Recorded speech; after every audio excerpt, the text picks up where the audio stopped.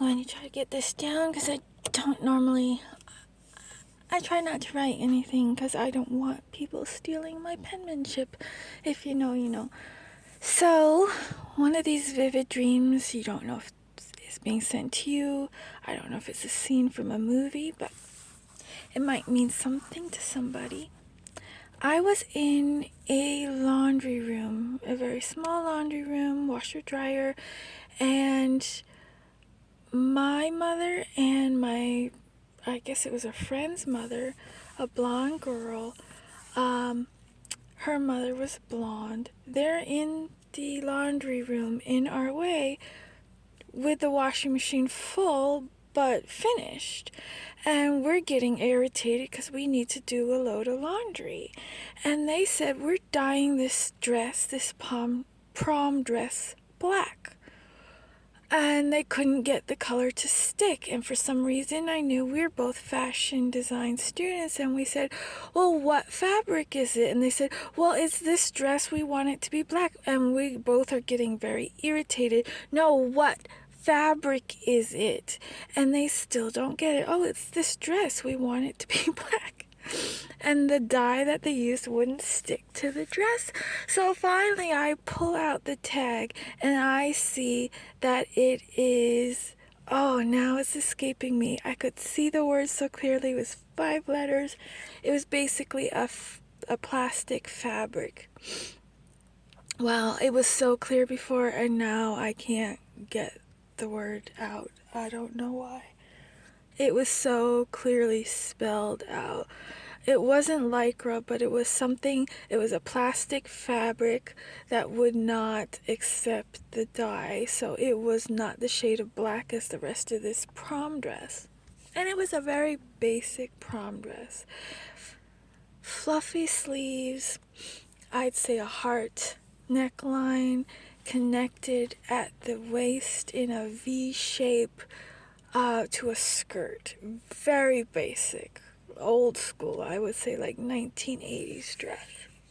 So the outer shell of this dress was black, but the inner plastic layer wouldn't accept the dye, and we both said, oh, it's this fabric, and we knew we needed that to go buy the right dye to dye this dress.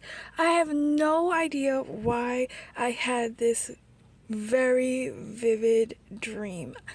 I really sometimes think I'm just picking up movies. You know, these signals are going through the air all day long. So much content, so many YouTube videos, so many TikToks, so many full-on movies. Sometimes I think I can just close my eyes and watch Netflix, and it's not a cool thing. It's not. You're bombarded nonstop by these signals. And it did not happen to me before the vid, and that coincided with the 5G rolling out, and that coincided with them ripping up the streets around my house and laying down Google Fiber. All these things coincided at the same time. The house break-in, the signals, the forcing us to give our DNA. They did not have our DNA before this, or they couldn't clearly connect one with the other, I suppose. But at that point, we're mailing in tests, and that test, we're putting our real name, we're putting our address, we put our DNA. Me, I had never done like 23andMe. I knew I did not want my DNA out there, but somehow they tricked me into believing that this coughing fit was that thing, and that I must get tested, and I'm constantly getting tested. Unknowingly, I'm giving my DNA, and very shortly after, and I have to mention this, I had a Chinese landlord. I lent a Apple iPhone to his friend named Bruce. I lent him this phone. He took it to China. Supposedly, my landlord was extremely wealthy, billionaire. I don't know why my rent mattered to him, but I paid a decent amount of rent. But if you're a billionaire, it's nothing. Like $4,000 is like $4 to them. When you get to a certain level, it just doesn't matter anymore. Basically, I took care of his house and kept it pristine, whereas when it was vacant, it was falling apart. It was getting dusty. Things fall apart when they're not used. I kept it like new. So all these things happen. So when these things happen, I instantly thought, it's the PRC. And I didn't even know what those 3 letters meant. But I thought, because I'm in this house, and he owns this house, and he's a very wealthy man, you do not get to be that wealthy in that country without a government say so. And they did not want their citizens in the United States.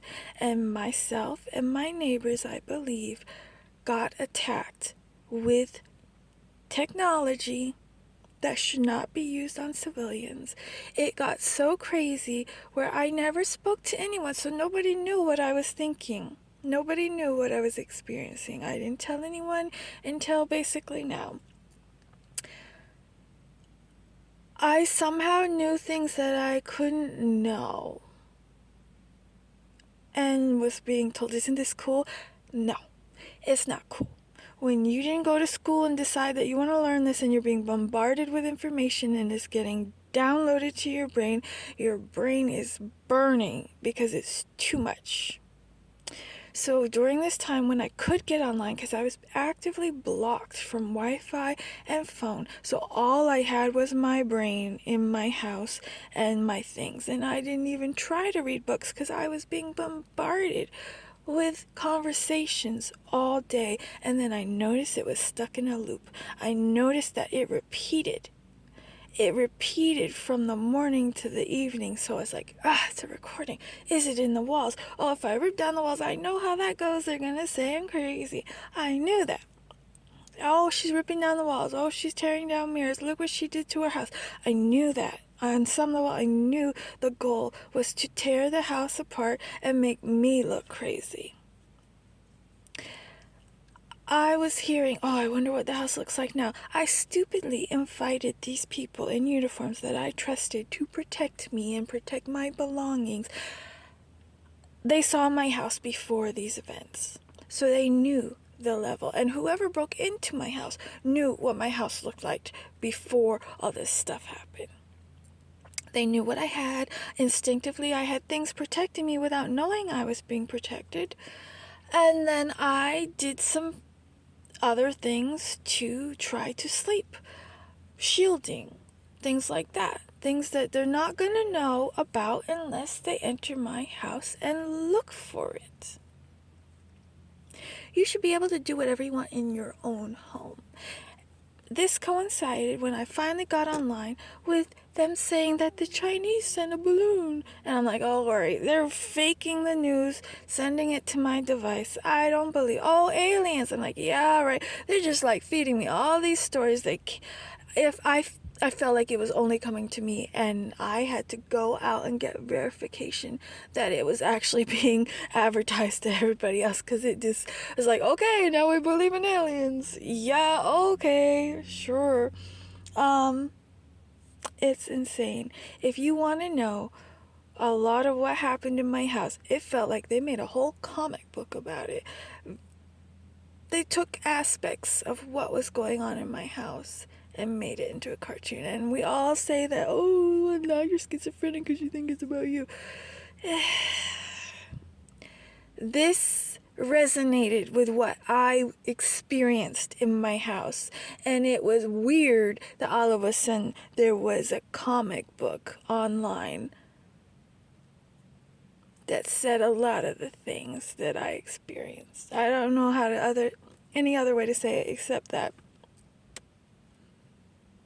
of course it's fictionalized, but there were aspects in it that ring true.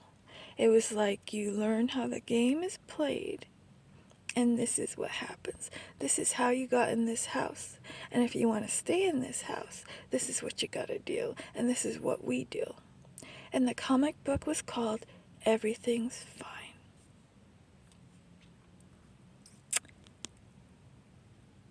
I haven't finished that comic book. because I didn't need to be fed any more information. They can take what you hear, what you see, the songs you listen to, and when they know what content you are getting, they will piggyback on that and try to drive you crazy. You can tune out of their frequency by blocking the data they receive. And what is so upsetting is so many of us, we put our face on these platforms. They have every angle. They know our facial expressions. They got us singing these songs that they can piggyback on. So they know your emotional state. Also from you doing the stupid Facebook, what are you doing today? How are you feeling? All of that. It was all data for this. They come off as innocent. Oh yeah, this is for fun, this is for friendships. But it's always been to get your data so in the future they can manipulate everything you do, everything you say, everything you think, and every song you even play in your own mind. You ever wake up and there's a song in your head that you're just like, have you gone in your car and then it's playing on the radio? You can change the station. The problem is, when they know what's playing, that is how they find you. They can hone in on you like a radio station and find you. You're driving around, you got no phone. Well, you're reading street signs. That's how they're like little gremlins that keep popping up wherever you go. They can tell when, to them, it's some fun game, and they're tracking. And they hone in the signal, and it's like a guessing game. Like, oh, that image in the background, I can see it. I know where that is. This is like a treasure hunt for them. You would think you got Netflix, you got YouTube, you got all this content. Not enough. They gotta hunt people, and they think it's funny, and they make money betting on who they can do XYZ to, who is going to eliminate themselves from the game of life, who is going to run out of town. They make bets on this. It's sick. It's evil. It's still illegal, and you're breaking the laws of heaven and earth, and you think that there's no repercussions, but I promise you there will come a day when God will wipe all of you out, and everything you stole from us will be worthless. And I promise you, there is a hell. And there's no getting out once you are unsubscribed from this life. The only way they play this game is thinking there's no consequences and that there's no God. And the God they serve, money? No, the devil, below. Because they don't get money without their father say so. And they think it's funny while they're driving Maseratis with no plates, no issues, no problem. But stalk and mock the poor, steal their RVs. They think it's funny.